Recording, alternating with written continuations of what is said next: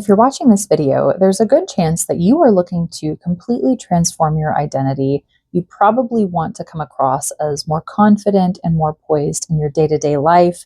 You want to garner more respect from people, and you are tired of making the wrong impression. My name is Lauren. I am a licensed hairdresser of almost 13 years, and I am spilling all of the secrets that I learned from polished women when they were in my chair. A lot of my clients were politicians, physicians, lawyers, CEOs, network executives, women that were so immaculately put together and knew exactly how to put their best foot forward every single day. The truth of the matter is that being polished is so much more than just the outside exterior package, the aesthetic. This goes much, much deeper into some actionable steps that you can take every day to become a more polished woman. There are really 4 key components that make a woman more polished than someone maybe standing right next to her. So, secret number 1 is that they are disciplined. Anything they want in life is achievable as long as they are honoring their time and their schedule. And they're very neat and tidy with their time blocks, usually because they're utilizing a calendar and they know they go through their day bullet point by bullet point, knocking things out that need to get done. And this mentality applies to every aspect of their lives, from work to family. Exercise is actually a really great example because women that are very disciplined will have their alarm go off at 6 a.m. And instead of hitting the snooze button, they jump right out of bed to go and get their workout done. Why? Because that is the only way to accomplish their goals. And if they hit the snooze button, that is quite literally like hitting snooze on their goals. These women may be busy, but they also know how to be incredibly present. So say they are interacting with someone one-on-one. They're not checking their phone. They're not tuning into the conversation next to them. They know how to be very present because that matters. Also, because these women are incredibly busy, it is not uncommon for them to habit stack. So say they are doing their workout or they're on a long drive. Instead of just flipping through social media, they might put on a podcast, something that is educational, something that is going to further their careers or their intelligence. This is all about efficiency. Efficiency is the name of the game. You can get a lot done while still being disciplined. Number 2, these women tend to be very discreet. They are not walking into a room spilling all the dirt about their lives or their friends' lives because that's none of their business. They understand that it doesn't look good to just gossip. Number 3, they are very honest with themselves. And this goes to everything throughout their lives, their appearance. They evaluate it with scrutiny. They trust their own opinions, and there's a lot of peace that comes with that. Don't get me wrong, a lot of these women will defer to professionals when needed, especially when it comes to beauty-related things. But ultimately, they trust their own decisions and can come to some sort of an agreement with a professional and merging their own thoughts as well. They aren't looking for the approval of other people because they trust themselves. And what you'll see in that is that resting on their own decisions and having peace in them is what gives them this quiet confidence. They're comfortable in their own skin and know that their decisions are the right one for them, their family, whatever their decisions may be. And lastly, the thing that probably most people associate with being polished is that polished women invest in their appearance.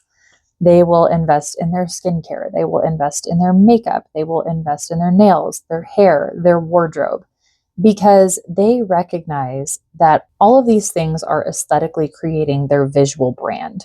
Let's be honest, as much as we don't want to judge a book by its cover, people 100% do that before you even open your mouth. So your appearance and the way that you present yourself really does matter. And by investing, this doesn't mean spending a ton of money. It also means investing your time in creating an image that reflects you.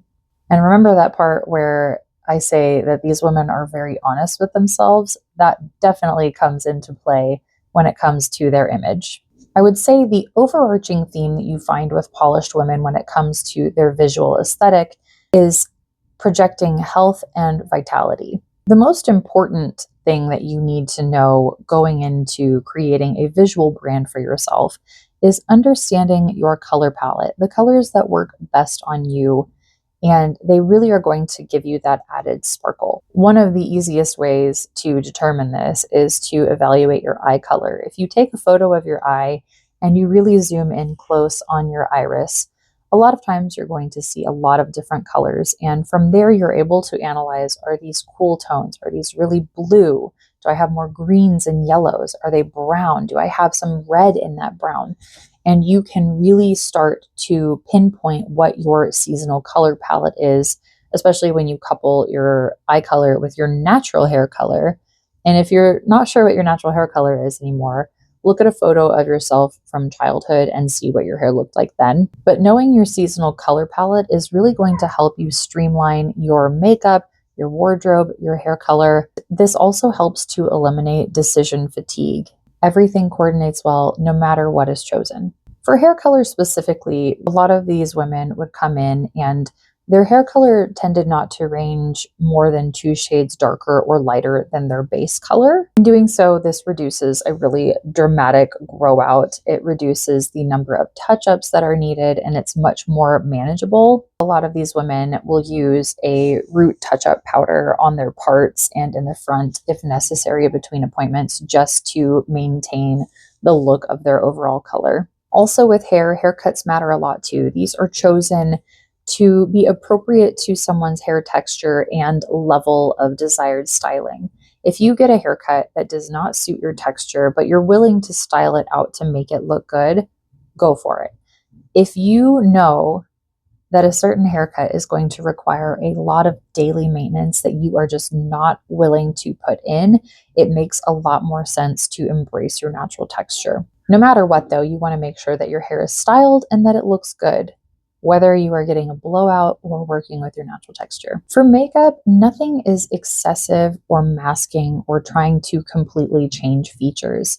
Most of these women really are looking to enhance their natural skin color, enhance their lashes to make their eyes stand out more, enhance their lips to give a little more color, again, coming back to that kind of health and radiance mentality. A lot of these women do not have excessive amounts of makeup to choose from every day. And they tend to be very faithful to what they have. A lot of these women will have the same compacts for years and years and years, or they will repurchase the same one. In fact, one of the women that I know, she had a very specific eyeliner that she loved, and she was terrified of it being discontinued. And so she ordered 10 of them. 10 of them. Like, these had to have expired by the time she was using them. Granted, they were unopened, but still, these women are very, very faithful to their tried and true products. They tend to have a very streamlined routine that they can throw on in probably 10 minutes or less. Most of them are busy and they don't have time to be fussing with their makeup, especially throughout the day, to touch it up. They need something reliable, dependable, classic, and easy. For their nails, they don't have to be acrylic or even gelled. They just have to be tidy. They have to be clean and put together. Well moisturized makes a really, really big difference. And a lot of these women will have at least one nail polish that they will throw on if they have a special occasion or an event, something that they can quickly throw together to look really good. Now, for their wardrobe, we tend to carry ourselves differently based on the way that we're dressed. If I'm at home and I'm wearing a pair of sweats, I'm going to carry myself much differently than if I am wearing a really tailored dress and a pair of pumps. It really comes down to this subconscious programming that we have around clothes. But again, clothing can signal something very different depending on what it is. And that is why our image is so important, because we project something different to someone based on how we look. So again, with wardrobe especially, you want to focus on your color palette.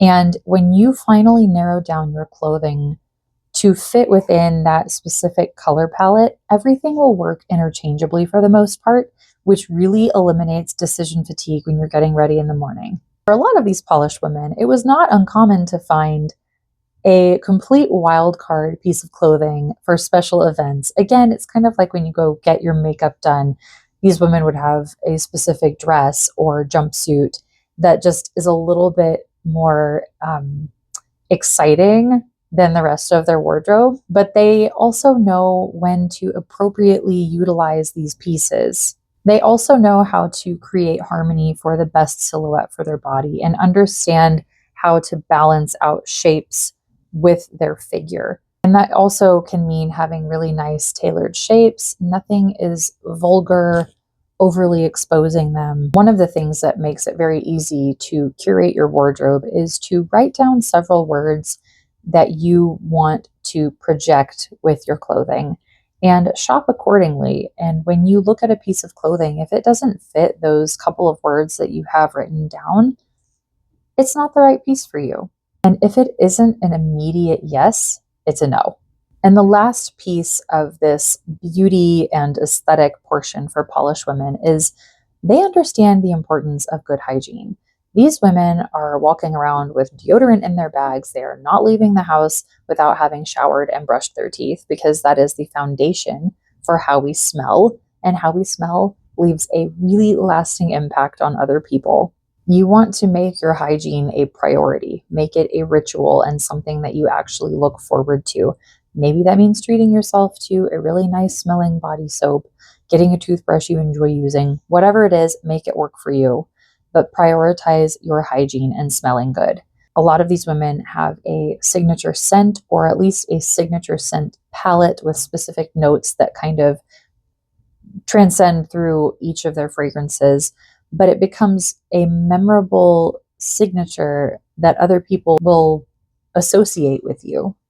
I hope that all of these secrets and tips help you become your most polished self.